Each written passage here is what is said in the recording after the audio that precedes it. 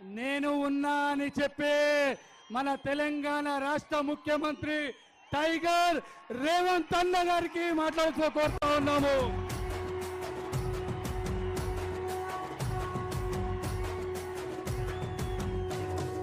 మూడు రంగుల జెండా బట్టి సింగమోలే కదిలినాడు ఒక్కరో కాంగ్రెస్ సూర్యుడు మన రేవంత్ అన్న నిగ్గదీసి అడిగే మునగాడు.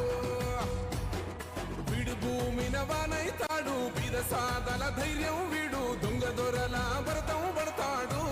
మన రేవంత్ అన్న పేద ఇంటికి పండుగ తెస్తాడు.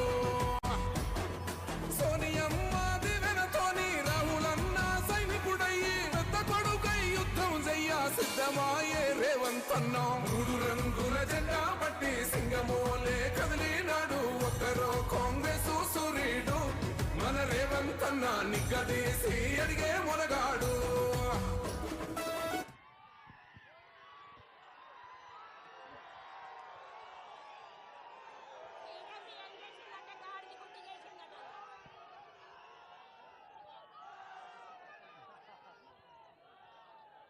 మిత్రులారా, ఒక్క 15 నిమిషాలు మీరు ప్రశాంతంగా ఉంటే మనం చాలా విషయాలు, మెదక్ పార్లమెంటు నియోజకవర్గ విషయాలు, తెలంగాణకు సంబంధించిన అంశాలు, జాతీయ స్థాయిలో జరుగుతున్న పరిణామాల మీద మనం చర్చించుకోవాల్సిన అవసరం ఉంది. భవిష్యత్ కార్యాచరణను నిర్ణయించుకొని మనందరం ప్రణాళికబద్ధంగా ముందుకు వెళ్ళాల్సిన అవసరం ఉన్నది. కాబట్టి ప్రశాంతంగా 15 నిమిషాలు నాకు మాట్లాడడానికి అవకాశం ఇవ్వాల్సిందిగా మీ మిత్రులందరినీ నేను కోరుకుంటున్నా. ఈరోజు మెదక్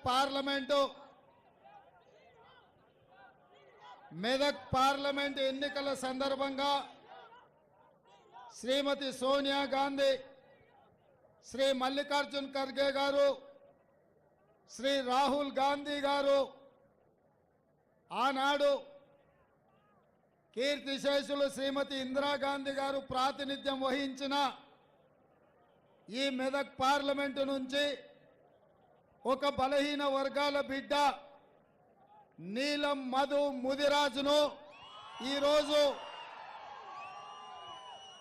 ఈ ఎన్నికల బరిలో దించి నాకు,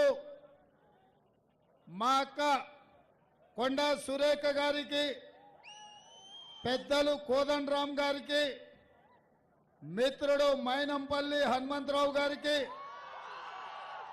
జిల్లా పార్టీ అధ్యక్షుడు నర్సారెడ్డి గారికి, జిల్లా పార్టీ అధ్యక్షురాలు నిర్మలా జగ్గారెడ్డి గారికి, అదేవిధంగా మెదక్ శాసనసభ్యుడు తమ్ముడు రోహిత్కు, అదేవిధంగా పూజల హరికృష్ణకు, ఎలక్షన్ రెడ్డి గారికి, అదేవిధంగా ఈ వేదిక మీద ఉన్న చెర్కు శ్రీనివాసరెడ్డి గారు ఏఐసిసి నుంచి 7 సార్లు ఎంపీగా, కేంద్ర మంత్రిగా, అదేవిధంగా పార్లమెంట్లో చీఫ్ విప్గా పనిచేసిన పెద్దలు కొనికల్ల సురేష్ గారికి, మన తరఫున నిత్యం టీవీలలో కాంగ్రెస్ పార్టీ తరఫున గళం వినిపించే మిత్రుడు అద్దంకి దయాకర్ గారిని, అదేవిధంగా నర్సాపూర్ నుంచి మదన్ రెడ్డి గారిని, రాజిరెడ్డి గారిని, అదేవిధంగా పటాన్ చెరువు నుంచి కాట శ్రీనివాస్ గౌడ్ గారిని, వీళ్ళందరినీ కూడా ఈరోజు ఈ సిద్దిపేట గడ్డ మీదకి పంపించి ఏది ఏమైనా 600 అయినా అక్కడి సూర్యుడు ఇక్కడ మొలిసినా పర్వాలేదు, కానీ మెదకు గడ్డ మీద కాంగ్రెస్ 3 రంగుల జెండా ఎగరాలని ఆదేశాలు ఇచ్చిండ్రు.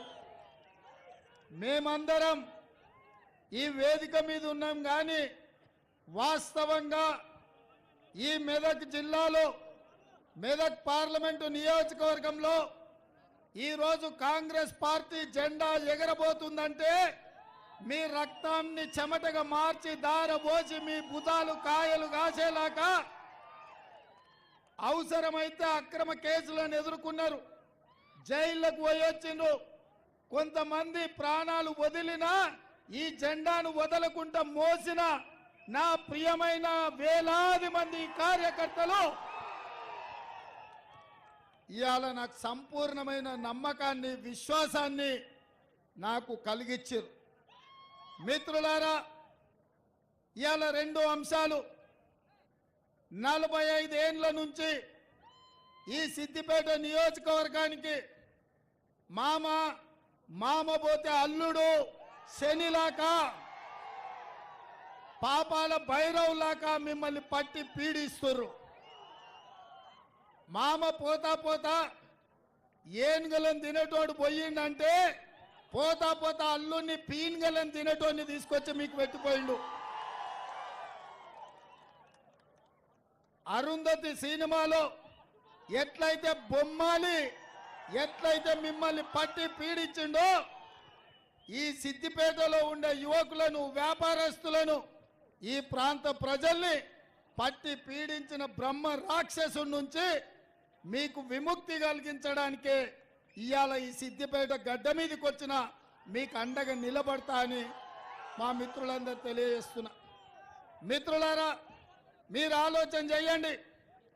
ఆనాడు 1980లో దేశ రాజకీయాలలో కాంగ్రెస్ పార్టీ ఓడిపోయిన తర్వాత ఎన్నో వేగవంతమైన పరిణామాలు, ప్రజలకు అన్యాయం జరుగుతుంటే ఆనాడు శ్రీమతి ఇందిరాగాంధీ గారు కాంగ్రెస్ పార్టీ పక్షాన ఈ మెదక్ పార్లమెంటు నియోజకవర్గంలో 1980లో నిలబడితే లక్షలాది మెజారిటీ మీరు ఇవ్వడంతో ఆనాడు ఉమ్మడి రాష్ట్రం ఆంధ్రప్రదేశ్లో 42 ఎంపీ సీట్లుంటే 41 ఎంపీ సీట్లు తెలంగాణ రాష్ట్రం నుంచి ఇచ్చి శ్రీమతి ఇందిరాగాంధీని ఈ దేశానికి ప్రధానమంత్రిని చేసిన చరిత్ర మన తెలంగాణ గడ్డకుంది, మన మెదక్ ప్రాంతానికి ఉంది.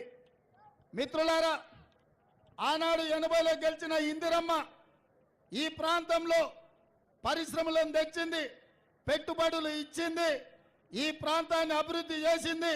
ఈరోజు దేశంలో నలుమూలల నుంచి కార్మికులు వచ్చినా, కర్షకులు వచ్చినా, వ్యాపారస్తులు వచ్చినా, పెట్టుబడిదారులు వచ్చినా మన ప్రాంతానికి ఆనాడు జవహర్లాల్ నెహ్రూ గారు మనకు బిహెచ్ఎల్ ఇచ్చిండ్రు.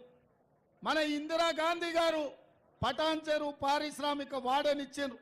ఈ ప్రాంతంలో డిఫెన్స్ ఫ్యాక్టరీలు, ఆర్డినెన్స్ ఫ్యాక్టరీలు, ఇక్ రిసార్ట్లు, వందల వేలాది పరిశ్రమలు ఇవాళ మెదక్ జిల్లాకు వచ్చి దేశానికే ఆదర్శవంతమైన పారిశ్రామిక వాడ ఈరోజు ఈ మెదక్ జిల్లాలో ఉంది. పక్క రాష్ట్రాల నుంచి, పక్క జిల్లాల నుంచి, వివిధ రాష్ట్రాల నుంచి ఏ భాష వాళ్ళు వచ్చినా మెదక్కు వస్తే మీరు మీ గుండెల్లో పెట్టి చూసుకున్నారు, అందరికీ బ్రతకడానికి అవకాశం ఇచ్చిండ్రు. మీరు గొప్ప మనసున్నోళ్ళు, ఈ ప్రాంత ప్రజలు మంచికి మారు పేరని ఇవాళ నేను చెప్పదలుచుకున్నా. అందుకే మిత్రులారా, ఇవాళ ఇందిరమ్మ నాయకత్వం వహించి ఈ దేశ ప్రధానమంత్రిగా ఈ మెదక్ పార్లమెంటు నుంచే ఇందిరాగాంధీ గారు నాయకత్వం వహించారు. మరి అట్లాంటి మెదక్ పార్లమెంటు ఒక బలహీన వర్గాల యువకుడికి ఏ తండ్రుల తాతల ముత్తాతల పేరు మీద రాలే, వందల వేల కోట్ల రూపాయలు చూసి ఇవ్వలే. బలహీన వర్గాలు ఒక ముదిరాజు బిడ్డకు మెదక్ పార్లమెంట్ నుంచి ఎన్నిక చేయాలి. ఇందిరాగాంధీ ప్రాతినిధ్యం వహించిన పార్లమెంటు నుంచి ఒక బలహీన వర్గాల బిడ్డను పార్లమెంటుకు పంపించాలన్న ఆలోచనతోని శ్రీమతి సోనియా గాంధీ గారు ఈరోజు ఈ సీట్ ఇచ్చిండ్రు. మిత్రులారా, అందుకే నేను అడుగుతున్న మిత్రులారా, ముఖ్యంగా మా గౌడన్నలను, మా నేతన్నలను, మా గీతన్నలను, మా యాదవ సోదరులను నేను అడుగుతున్నా, మా ముదిరాజు బిడ్డలతో నేను అడుగుతున్నా, కష్టాలలో నష్టాలలో మీకు అండగుండే నీలం మధు కావాలనా, లేకపోతే మీ భూములు గింజుకొని మిమ్మల్ని మల్లన్న సాగర్లో ముంచి మీ మీద అక్రమ కేసులు పెట్టి పోలీసుల ఉక్కు పాదాలతో తొక్కించి లాఠీ చార్జీలు చేసి ఇదే సిద్దిపేటలో రంగనాయక సాగర్లో మీ భూములు గుంజుకొని అక్రమంగా ఫామ్ హౌజులు కట్టుకున్న వాళ్ళు మీకు కావాలన్నా ఒక్కసారి ఆలోచన చేయండి మిత్రులారా. ఇవాళ ఈడ మున్సిపాలిటీలో మీరు కౌన్సిలర్లకు నామినేషన్లు అయితే పోలీసులు వచ్చి బెదిరిస్తారు. ఈడ సర్పంచ్కి నిలబడితే పోలీస్ స్టేషన్లలో వేసి కొడతారు. ఇవాళ ఇక్కడ ఎమ్మెల్యేకు నిలబడాలనుకుంటే అక్రమ కేసులు పెట్టి జైళ్లకు తోలుతారు. ఇది నిర్బంధమా? ఇక్కడ ఏమన్నా దొరల రాజ్యమే నడుస్తుందా? ఎన్ని రోజులు దొరల దౌర్జన్యం నడుస్తుంది? మీరు ఒక్కసారి ఆలోచన చేయండి. ఇవాళ ఈ దౌర్జన్యాలను మీ అన్న మీ రేవంత్ అన్న ఈ రాష్ట్ర ముఖ్యమంత్రికి ఉన్నప్పుడు ఈ దొరల గడిల బద్దలు కొట్టకపోతే ఈ సిద్దిపేట గడ్డ మీద 3 రంగుల జెండా ఎగరకపోతే శాశ్వతంగా ఈ సిద్దిపేట ప్రాంతం బానిసలుగా బ్రతకాల్సిన పరిస్థితి వస్తుంది. ఆలోచన చేయండి మిత్రులారా. ఇవాళ ప్రజాస్వామ్యం కోసం, ప్రజల స్వేచ్ఛ కోసం ఈ మెదక్ పార్లమెంట్లో నీలం మధు గెలవాలి. దొరల గడీలను బద్దలు కొట్టాలంటే బలహీన వర్గాల అభ్యర్థి నీలం మధు గెలిచి తీరాల్సిందే.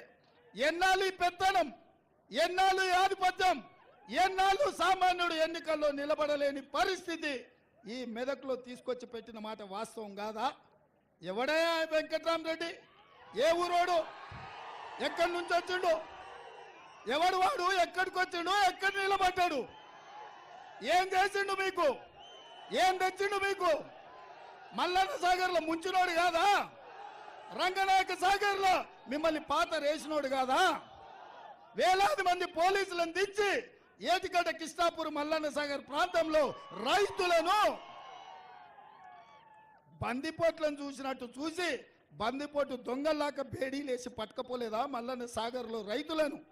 ఏటిగడ్డ కిష్టాపూర్ రైతులు మర్చిపోయింది అనుకుంటున్నారా? ఏం చూసి ఇచ్చిండే హరీష్ మామ అల్లుళ్ళు వెంకటరామరెడ్డికి టికెట్? ఏం చూసి ఇచ్చిండ్రు? నగదే కదా. ఎక్కడివి ఇవన్నీ? మీ భూములు గుంజుకొని మీ భూముల మీద వ్యాపారాలు చేసి మీ ప్రాంతాన్ని కొల్లగొట్టి మీ మొత్తం ఈ ప్రాంతంలో 100 ఎకరాలు ఆక్రమించుకున్నాడు ఎవడయా? వెంకటరామరెడ్డి గాడా? వాళ్ళ కంపెనీ పేరు రాజపుష్ప కాదా?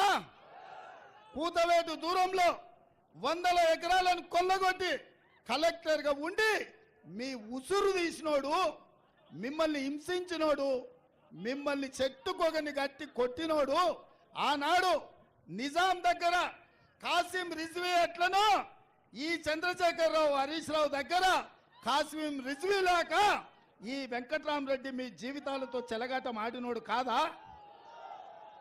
ఇవాళ అట్లాంటోని కరీంనగర్ నుంచి తెచ్చి మీ దగ్గర ఎమ్మెల్యేకి ఎంపీకి నిలబెడితే మీరు అమాయకులా? మీకు ఆలోచన లేదా? ఇంత పెద్ద మెదక్ పార్లమెంటు నియోజకవర్గంలో టిఆర్ఎస్ పార్టీలో ఒక్కడు కూడా సన్నాసోడు లేడా ఎంపీకి నిలబెట్టడానికని నేను అడుగుతున్నా. ఈ సన్నాసులు, ఈ సోయిలేని వాళ్ళు, ఈ దద్దమ్మలు, ఈ నీచులు ఇవాళ మీ మీద పెత్తనం చేస్తున్నారు. అట్లాంటి వెంకట్రామరెడ్డికి ఈ ప్రాంతంలో డిపాజిట్ గల్లంతు చెయ్యాలని మా సిద్దిపేట సోదరులను నేను అడుగుతున్నా.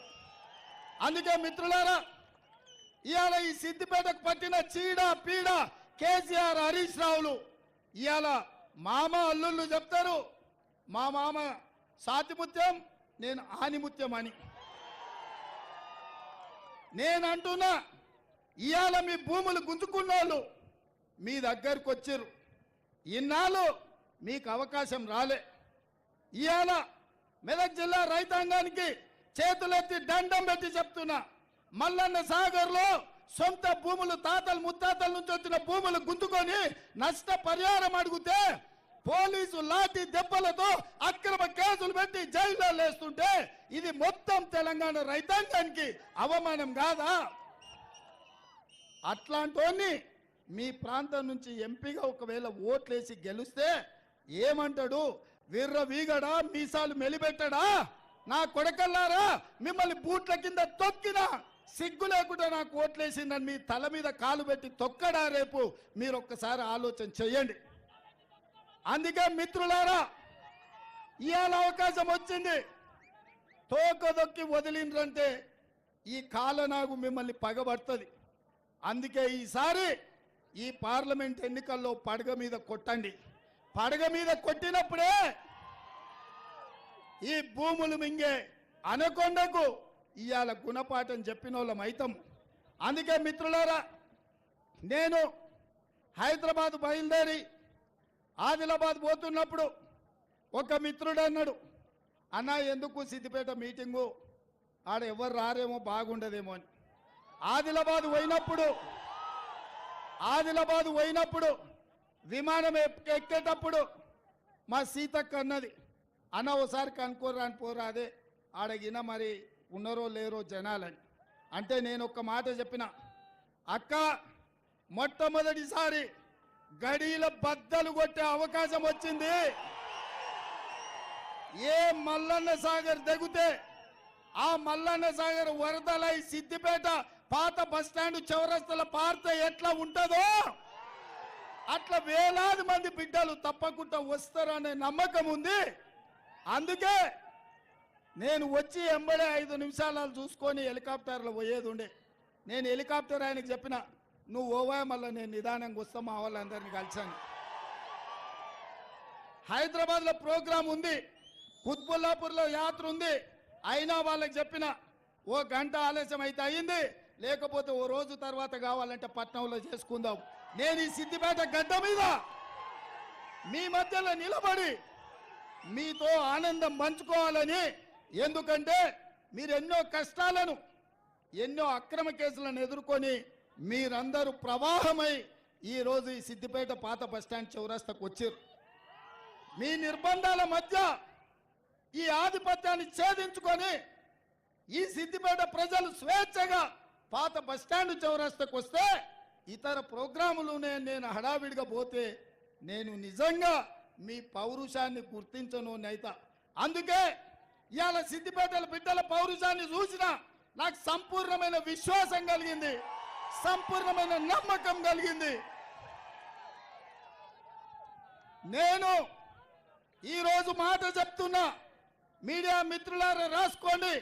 ఈ మెదకు పార్లమెంటులో నీలం మధు 1,00,000 మెజార్టీతోని ఎంపీగా గెలిచే బాధ్యత సిద్దిపేటలో కాంగ్రెస్ పార్టీకి మెజార్టీ వస్తుంది. ఆ మెజార్టీ పార్లమెంటు మొత్తం మీద 1,00,000 ఓట్ల మెజార్టీతోని నీలం మధు గెలవబోతుండని నేను ఈరోజు చెప్తున్నా. 20 ఏళ్ళు ప్రతిపక్షంలో నాకు అనుభవం ఉంది. ప్రజలు ఎట్లాలం చేస్తారో నేను గుర్తుపడతా. వాళ్ళలో ఉన్న కసి ఒక్కొక్కడు 100 మందికి సమానం. ఇవాళ ఈడికి వచ్చిన వాళ్ళు 20,000 30,000 అని మీరు లెక్కేసుకుంటున్నాం. ఒక్కొక్క కార్యకర్త 100 ఓట్లకు సమానం. ఒక్కడొక్కడు కాదురా, 100 మంది ఒకేసారి రండి. ఒక్కొక్కడు కాదురా, ఒకేసారి 100 మంది రాండి అని మా కార్యకర్తలు ఇవాళ ఈ పాత బస్టాండ్ చౌరస్తాలో తెలంగాణ సమాజానికి ఈరోజు మా వాళ్ళు ఈ బీఆర్ఎస్ నాయకులకు సవాలు విసురుతున్నారు. అందుకే మిత్రులారా, ఇవాళ ఆయన కథ అట్లుంది, ఇంకొక ఆయన కథ ఎట్లుందంటే ఎక్కడ పోయినా ఇంకొక ఆయన కథ గిట్లుంది. ఎవరైనా మనకు సోనియమ్మ బయ్యారం ఉక్కు కర్మాగారం ఇచ్చింది ఖమ్మంలో. మనకు సోనియమ్మ వరంగల్లో కాజిపేట రైల్వే కోచ్ ఫ్యాక్టరీ ఇచ్చింది. మనకు సోనియమ్మ ఆదిలాబాదులో గిరిజన యూనివర్సిటీ ఇచ్చింది. మనకు సోనియమ్మ రంగారెడ్డి జిల్లాలో ఐటీఐఆర్ కారిడార్ ఇచ్చింది. మనకు సోనియమ్మ మహబూబ్నగర్లో పాలమూరు రంగారెడ్డి ఎత్తిపోతల జాతీయ ప్రాజెక్ట్ ఇచ్చింది. మనకు సోనియమ్మ నల్గొండలో ఐఐటి ఇచ్చింది, మెదక్కు ఐఐఎం ఇచ్చింది. కానీ వీటన్నిటిని నరేంద్ర మోడీ గారు కాలగర్భంలో కలిపేసి మనకేమిచ్చిండయా అంటే, నరేంద్ర మోడీ ఏమిచ్చిండు? నరేంద్ర మోడీ ఏమిచ్చిండు? మన దుబ్బాకల ఆదోర కూడా ఢిల్లీ నుంచి మోడీ నుంచి 100 కోట్లు తెస్తా అంటే ఆదోర కూడా దుబ్బాకల పట్టం కట్టిండ్రు.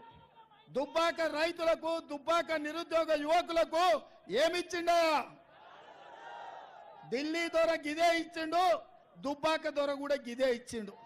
నేను అడుగుతున్నా, వాడు పోతే వీడు, వీడు పోతే వాడు, తాత పోతే అల్లుడు, అల్లుడు పోతే మనవడు, మనవడు పోతే వాళ్ళ సుట్టపోడు.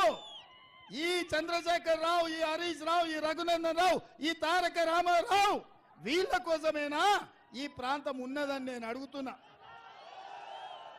పేర్లు మాత్రమే వేరు, రంగు మాత్రమే వేరు, వీళ్ళ రుచి వాసన ఒక్కటే, వీళ్ళ ఆలోచనలు ఒక్కటే.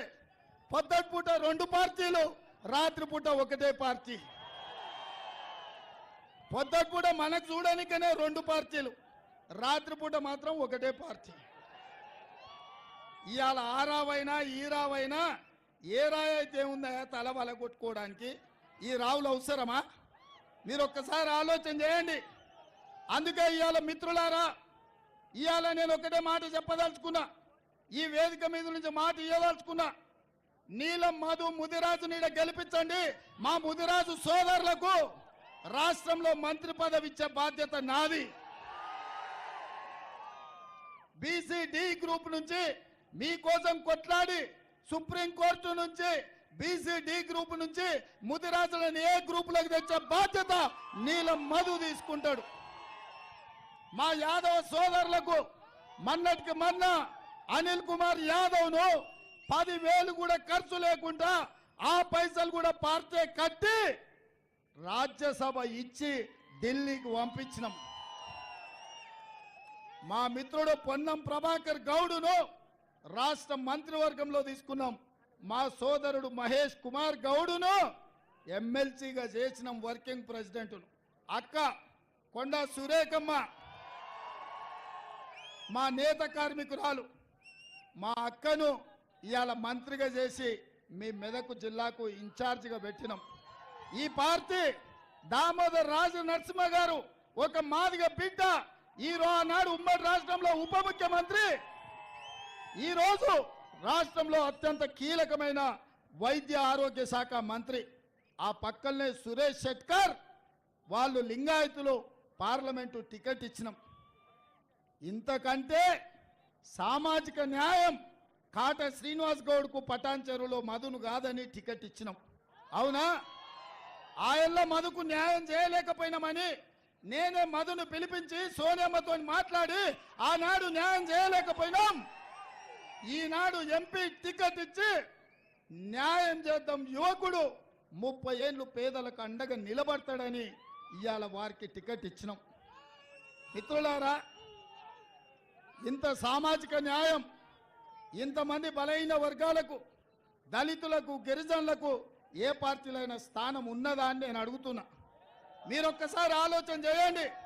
సీతక్క ఒక ఆదివాసీ బిడ్డ, బలరాం నాయక్ ఓ లంబాడి సోదరుడు, ఇవాళ వీళ్ళందరూ రాష్ట్ర స్థాయిలో, జాతీయ స్థాయిలో నాయకులైనరంటే, అదే విధంగా బలహీన వర్గాలకు 16 కార్పొరేషన్లు ఇచ్చి అన్ని కార్పొరేషన్లకు చైర్మన్లు నియమించిన, లాస్ట్కు ఫిషర్మెన్ నుంచి మా మెట్టు సాయిని కూడా ఇవాళ కార్పొరేషన్ చైర్మన్గా చేసినాం. ఇంతకుముందు ఎప్పుడైనా ఇది జరిగిందా? ఇంతకుముందు ఎప్పుడైనా చూసిండ్రా? ఇవాళ ఈ ప్రభుత్వం ఇందిరమ్మ రాజ్యం, పేదల ప్రభుత్వం, ప్రజాపాలన ఇది. అందుకే ప్రగతి భవన్ పేరు మీద ఒక గడి నిర్మించుకుంటే ప్రమాణ స్వీకారం చేసిన రోజే బద్దలు కొట్టినాం, ముళ్ళ కంచెలు తొలగించినాం, పేదవాళ్ళు సరాసరి అక్కడికి వచ్చేటట్టు చేసినాం. దానికి జ్యోతిరావు పూలే పేరు పెట్టుకున్నాం మనం. ఇవాళ ప్రతి బలహీన వర్గాలకు, దళితులకు, గిరిజనులకు, మైనారిటీలకు షబ్బీర్ అలీ గారు ఓడిపోతే ప్రభుత్వ ప్రత్యేక సలహాదారు కింద ఓ మైనారిటీకి అవకాశం ఇచ్చినాం.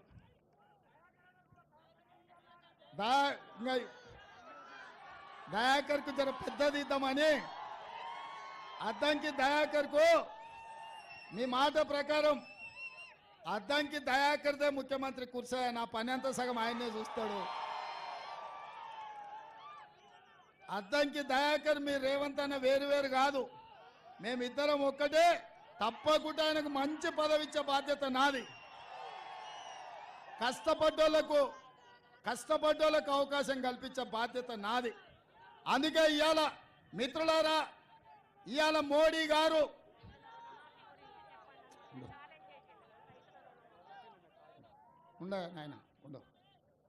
ఇవాళ మీ ద్వారా ఇప్పుడే మరి మా వాళ్ళు చెప్తారు ఏమని, క్యాంప్ ఆఫీస్లో హరీష్ రావు ఉన్నాడని.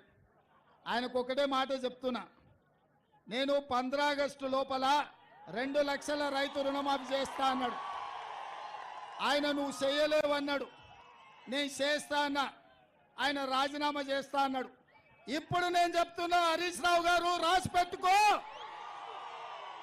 కొమరవెల్లి మల్లన్న సాక్షిగా 15 ఆగస్టు లోపల ఈ రాష్ట్రంలో ఉన్న రైతులకందరికీ 2 లక్షల రూపాయల రుణమాఫీ చేసి ఈ తెలంగాణ రైతాంగాన్ని ఆదుకునే బాధ్యత నాది. ఈ సిద్దిపేటకు పట్టిన శని, ఈ శనీశ్వరరావును పాతాళానికి తొక్కే బాధ్యత నాది. 15 ఆగస్టు నాడు ఈ దేశానికి స్వాతంత్రం వచ్చింది. 15 ఆగస్టు నాడు ఈ శనీశ్వరరావు నుంచి ఈ సిద్దిపేటకు కూడా స్వతంత్రం రాబోతుంది. 15 ఆగస్టు నాడు తెలంగాణ రైతాంగానికి రుణాల నుంచి విముక్తి కలిగి బ్యాంకుల నుంచి స్వతంత్రం రాబోతుంది. అవునా? కాసుకో హరీష్ రావు, కాసుకో. 15 ఆగస్టు వరకు నీ ఆటలు, నీ పప్పులు సిద్దిపేట గడ్డ మీద. మళ్ళా వస్తా, సిద్దిపేటకు కొత్త ఎమ్మెల్యేను గెలిపిస్తా. నువ్వు రాసుకో. 15 ఆగస్టు నాడు మీడియా మిత్రులారా రాసుకోండి. రుణమాఫీ చేసి మళ్ళా ఇదే చౌరస్తాల పాత బస్టాండ్ల సమావేశాన్ని పెడతా. రైతులతో 1,00,000 మందితో ఇక్కడనే పెడతా. 2 లక్షల రుణమాఫీ చేసి 1,00,000 మందితో ఇదే చౌరస్తాల మళ్ళా సమావేశం పెడతా. రైతు రుణమాఫీ చేసి. హరీష్ రావు రాజీనామా సిద్ధంగా రాసి పెట్టుకో. నీ లెక్క, నీ పత్రం మొత్తం అంతా తేలుస్తా. ఇక ఈయనది ఇట్లా, ఇక ఆయన అట్లా. మోడీ గారు నిన్ననే మెదకొచ్చిపోయాడు. ఆయన పాపం రఘునందన్ రావు గారు రోజు కేసీఆర్ మాట్లాడే స్పీచ్ల కాగితం జిరాక్ తీసుకుపోయి ఆయనకి ఇచ్చినట్టున్నాడు. నన్ను తిడుతున్నాడు, గ్యారంటీలు అమలు చేయలేదంటాడు. అయ్యా, వచ్చిన 100 రోజుల్లో 5 గ్యారంటీలు అమలు చేసి ఆడబిడ్డలకు ఆర్టీసీ బస్సులో ఉచిత ప్రయాణం ఇచ్చినాం, 500 రూపాయలకే సిలిండర్ ఇచ్చినాం, 200 యూనిట్లు ఉచిత కరెంట్ ఇచ్చినాం, 10 లక్షల రూపాయలు రాజీవ్ ఆరోగ్యశ్రీ అమలు చేసినాం, 4,50,000 ఇందిరమ్మ ఇండ్లు 22,500 కోట్లతోని అమలు చేసినాం. 3 నెలల్లో 30,000 ప్రభుత్వ ఉద్యోగాలు ఇచ్చినాం. బీసీల జనాభా లెక్క కట్టడానికి నిధులు ఇచ్చినాం. ఈ రాష్ట్రంలో కేసీఆర్ కుటుంబం పుణ్యమా అని గంజాయి, డ్రగ్స్ ఈ రాష్ట్రాన్ని, యువతను నిర్వీర్యం చేస్తుంటే ఉక్కు పాదంతో గంజాయి డ్రగ్స్ ను నేలకేసి కొట్టినాం. ఇన్ని మంచి పనులు చేస్తే పెద్ద మనిషిగా, పెద్దన్నగా నరేంద్ర మోడీ పిల్లగాడు బాగానే చేస్తుండని అంటాడేమో అనుకున్నా.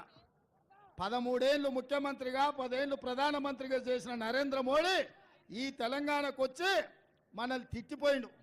ఆయన నేను అనుకున్నా బయ్యారం ఉక్కు కర్మాగారం ఇస్తాడేమని, ఇయ్యలే. రైల్వే కోచ్ ఫ్యాక్టరీ ఇస్తాడు అనుకున్నా, ఇయ్యలే. ఇవాళ అందుకే పైకొట్టు, ఇవాళ మనం అడిగింది బయ్యారం ఉక్కు కర్మాగారం.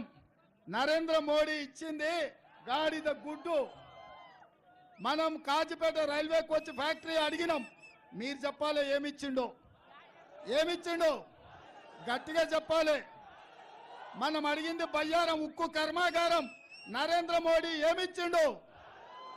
మనం కాజిపేట రైల్వే కోచ్ ఫ్యాక్టరీ అడిగినాం. మోడీ ఏమిచ్చిండో? మనం ఐటీఐఆర్ కారిడార్ అడిగినాం. మోడీ ఏమిచ్చిండో? మనము పాలమూరు రంగారెడ్డి ఎత్తిపోతల జాతీయ ప్రాజెక్ట్ అడిగినాం. మోడీ ఏమిచ్చిండో? అందుకే మిత్రులారా, బీజేపీ ఏమిచ్చిందంటే మీరు గాడిద గుడ్డ అనాలి. మోడీ ఏం తెచ్చిందంటే గాడిద గుడ్డ అనాలి మీరు. సరేనా? రెడీనా? రెడీనా? రెడీనా? రెడీనా? అందరు రెడీ కదా? బీజేపీ ఏమిచ్చింది? నరేంద్ర మోడీ ఏం తెచ్చిండు? బీజేపీ ఏమిచ్చింది? నరేంద్ర మోడీ ఏం తెచ్చిండు? బీజేపీ ఏమిచ్చింది? నరేంద్ర మోడీ ఏం తెచ్చిండు?